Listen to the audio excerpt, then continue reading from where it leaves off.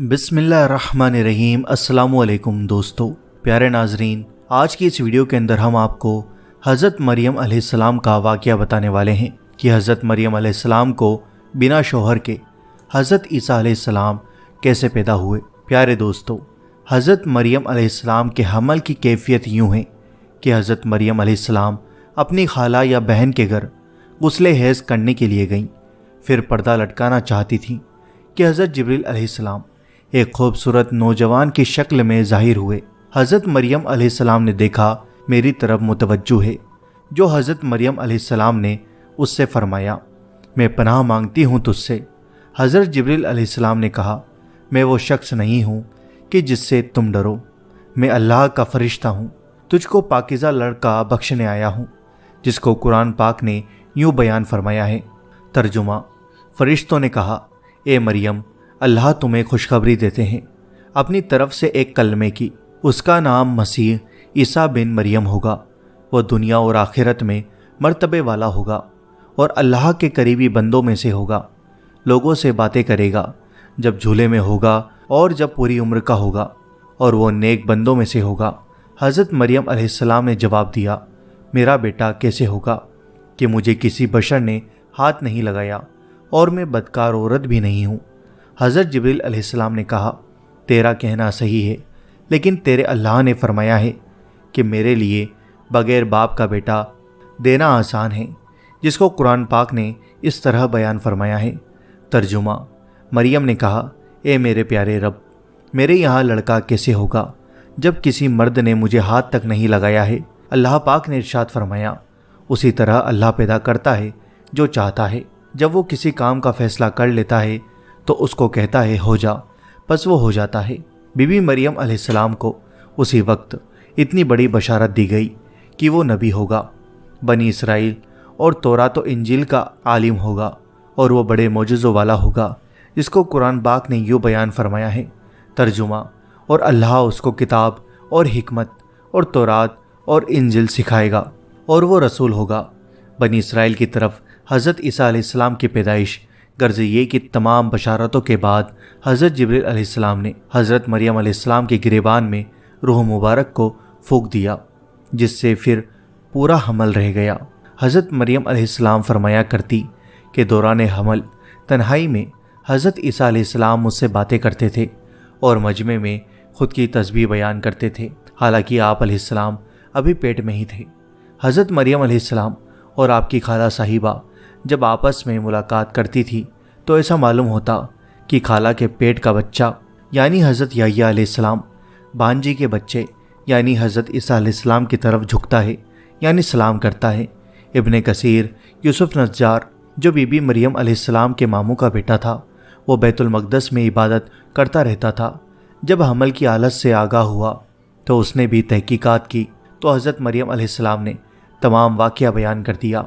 जब विलादत का वक्त आ गया तो हज़रत मरियम अलैहिस्सलाम को कुदरती निदा हुई कि इस शहर से बाहर चली जाओ। अगर तेरी कौम तुझको इसकी वजह पर देखेगी तो तुझको और तेरे फर्जंद को कत्ल कर डालेगी। हज़रत मरियम अलैहिस्सलाम बमा यूसुफ नज़ार बैतुल मुक़द्दस से रवाना हो गई। हज़रत जिब्रील अलैहिस्सलाम उनके रहबर थे। जब 2 फरसंग राह कता की तो बैतुल लहम में पहुँचे। वहाँ बशिद्दते दर्द सवारी से उतरी और पुश्ते मुबारक एक खुश्क खुरमे से लगा बैठी। तफसीर हक्कानी में है कि एक पुराना मकान था जिसमें एक खुश्क खजूर का एक दरख्त था, जिससे टेक लगाया। फिर बग़ैर तकलीफ़ के हज़रत ईसा अलैहिस्सलाम पैदा हुए। उस वक्त हज़रत मरियम अलैहिस्सलाम ने अर्ज़ किया कि ए काश मैं इस हाल से पहले ही मर जाती और नसीहा मनसीहा हो जाती। हक़ ताला ने मलाइका को भेजा और अपने फजलो करम से वहीं उनके पाँव के नीचे से एक पानी का चश्मा ज़ाहिर कर दिया।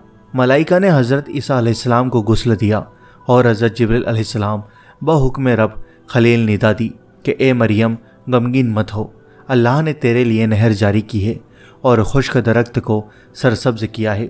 अब तो खुरमे की शाह को हिला, वो तुझ पर ताज़ा खुरमे गिराएगा और तू ताज़ा खुरमे खा और पानी पी और बेटे के दीदार से अपनी आंखें ठंडी कर।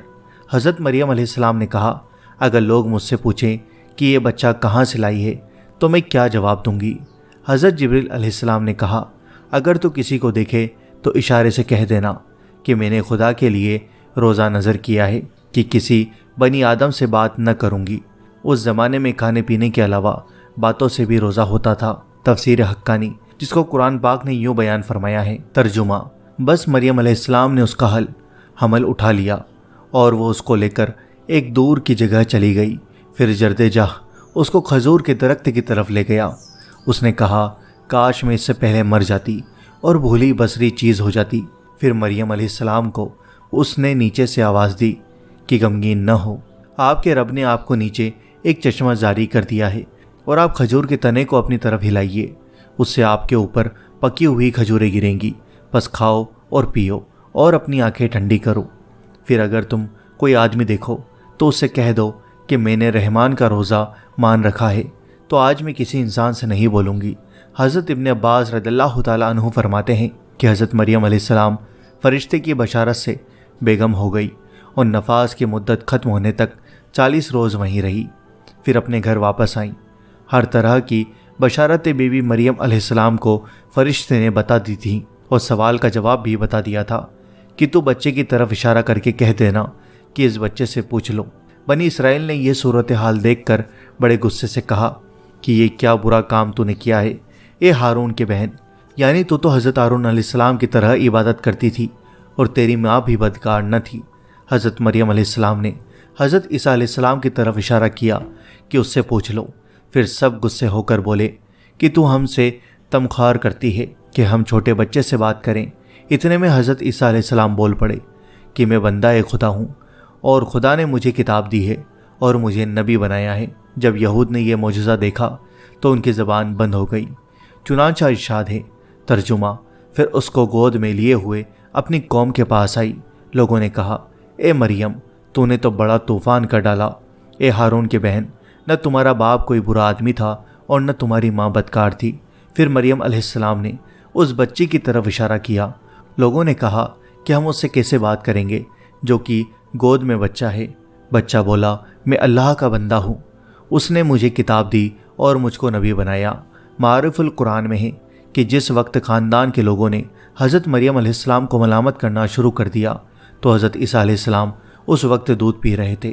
جب انہوں نے یہ سنا تو دودھ چھوڑ دیا اور اپنی بائیں کروٹ پر سہارا لے کر ان کی طرف متوجہ ہوئے اور انگشتی شہادت سے اشارہ کرتے ہوئے کہا، میں خدا کا بندہ ہوں۔ اس سے پہلے ہی لفظ میں حضرت عیسیٰ علیہ السلام نے اس غلط فہمی کو دور کر دیا کہ اگرچہ میری پیدائش ایک موزانہ انداز سے ہوئی ہے مگر میں خدا کا بندہ ہوں، تاکہ لوگ میری پرستش میں مطابلہ نہ ہو جائیں۔ اس الفاظ میں حضرت عیسیٰ علیہ السلام نے اس زمانے میں اللہ کی طرف سے نبوت اور کتاب ملنے کی خبر دی۔ اس کا مفہوم یہ ہے کہ اللہ تعالیٰ نے یہ طے فرما دیا ہے کہ مجھے اپنے وقت پر نبوت و کتاب دیں گے، کہ میری والدہ پر بدکاری کا الزام لگانا سراسر غلط ہے، کیونکہ میرا نبی ہونا اور مجھے رسالت کا ملنا اس کی دلیل ہے کہ میری پیدائش میں کسی گناہ کا دخل نہیں ہو سکتا۔ پیارے دوستو، یہ ہے حضرت مریم علیہ السلام کی کہانی۔ تو پیارے دوستو، مجھے امید ہے کہ آپ کو یہ ویڈیو پسند آئی ہوگی۔ اس ویڈیو کو دل سے لائک کریں، شیئر کریں اور اگر آپ چینل پر نئے ہوں تو سبسکرائب کر کے بیل آئیکن ضرور دبا دینا۔ ملتے ہیں آپ سے اگلی ویڈیو کے اندر انشاءاللہ عز و جل۔ Thanks for watching.